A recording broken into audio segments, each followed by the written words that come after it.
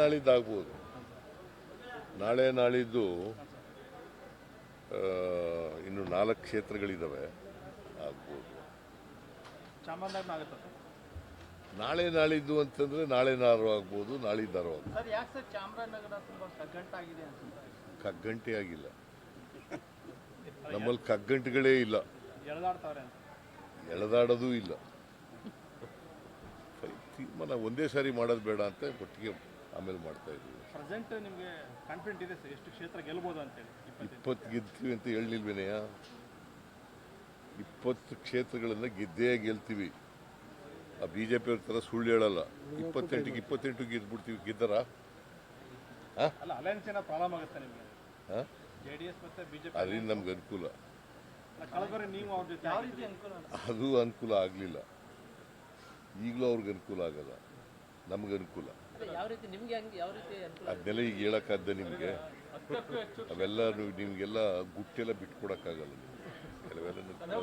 ಕೆಲವು ಗುಟ್ಟುಗಳಾಗೇ ಇಡಬೇಕು. ಯಾವ ಗುಟ್ಟುಗಳು ಇಲ್ಲ, ಕೆಲವು ಮಾತ್ರ ಇರ್ತವೆ. ಮೈಸೂರು ಚಾಮರಾಜನಗರನ ಪ್ರತಿಷ್ಠೆ ಇಟ್ಕೊಂಡಿದ್ದಾರೆ CM ಅವರು ಅಂತ.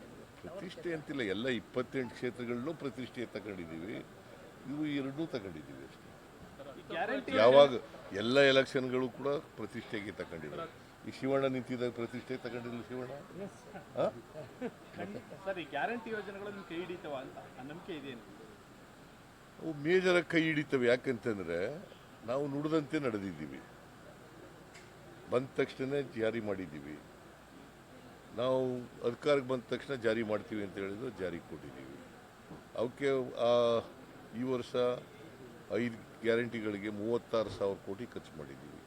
ಮುಂದಿನ ವರ್ಷ 52,009 ಕೋಟಿ ರೂಪಾಯಿಗಳನ್ನು ಇಟ್ಟಿದ್ದೀವಿ. ಸೊ BJP ಅವ್ರ ಥರ ಸುಳ್ಳು ಹೇಳಲ್ಲ, ನಾವು ಏನು ಹೇಳ್ತೀವಿ ಅದನ್ನು ಮಾಡ್ತೀವಿ. ಸರ್ ನಿಮ್ಮ ಕ್ಯಾಂಡಿಡೇಟ್ ಹೇಳ್ತಾರೆ ನಾವು ಗ್ಯಾರಂಟಿ ಮತ್ತು ಸಿದ್ದರಾಮಯ್ಯನವರ ಹೆಸರು ಹೇಳ್ಕೊಂಡು ಓಟ್ ಕೇಳ್ತೀವಿ ಅಂತ. BJP ಅವರು ಒಂದೇ ಅಜೆಂಡಾ, ಮೋದಿಯವರ ಹೆಸರು ಹೇಳ್ಕೊಂಡು ಓಟ್ ಕೇಳ್ತೀವಿ.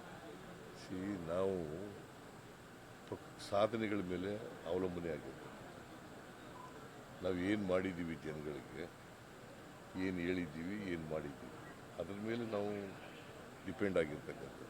ಜನ ಕೈ ಹಿಡಿತಾರೆ ಅಂತಕ್ಕಂಥ ವಿಶ್ವಾಸ ಇದೆ. ಕಳೆದ ಚುನಾವಣೆಯಲ್ಲಿ ಕೈ ಹಿಡಿದಿದ್ದಾರೆ, ಆಶೀರ್ವಾದ ಮಾಡಿದ್ದಾರೆ. ಈ ಸಾರಿನೂ ಕೂಡ ಆಶೀರ್ವಾದ ಮಾಡ್ತಾರೆ. ಸರ್ BJP ನಾಯಕರು ಹೇಳ್ತಾರೆ ಶಕ್ತಿ ಯೋಜನೆ ಬಿಟ್ಟು ಯಾವ ಯೋಜನೆಗಳು ಕೂಡ ಸಮರ್ಪಕವಾಗಿ ಜನರಿಗೆ ರೀಚ್ ಆಗ್ತಾ ಇಲ್ಲ. ಏನಾಗಂದ್ರೆ ಅಂದರೆ ಬೇರೆ ಯೋಜನೆಗಳು ಸರಿಯಾಗಿ ರೀಚ್ ಆಗ್ತಾ ಇಲ್ಲ, ಜನಕ್ಕೆ ಅದರ ಬಳಕೆ ಆಗ್ತಾ ಇಲ್ಲ. ಅವ್ರಿಗೆ ಸುಳ್ಳು ಹೇಳಿ ಅಭ್ಯಾಸ ಆಗ್ಬಿಟ್ಟದಲ್ಲ, ಅದರಿಂದ ಇದೊಂದು ಸುಳ್ಳು ಹೇಳ್ತಾರೆ.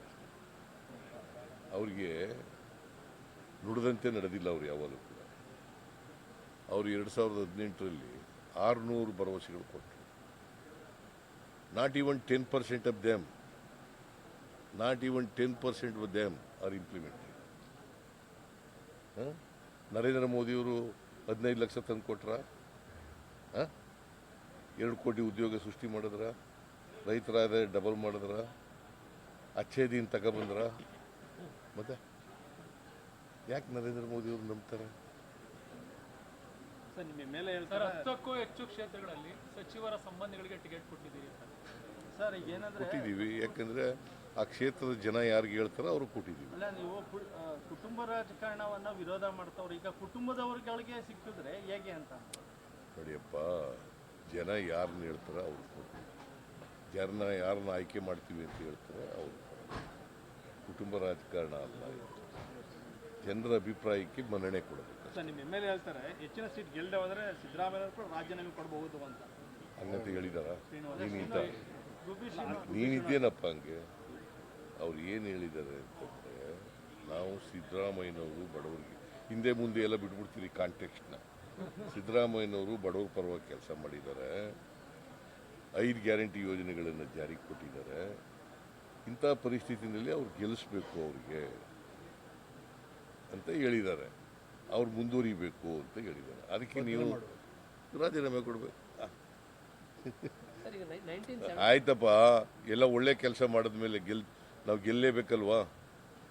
ನುಡಿದಂತೆ ನಡೆದ ಮೇಲೆ ಗೆಲ್ಲಬೇಕಲ್ವಾ?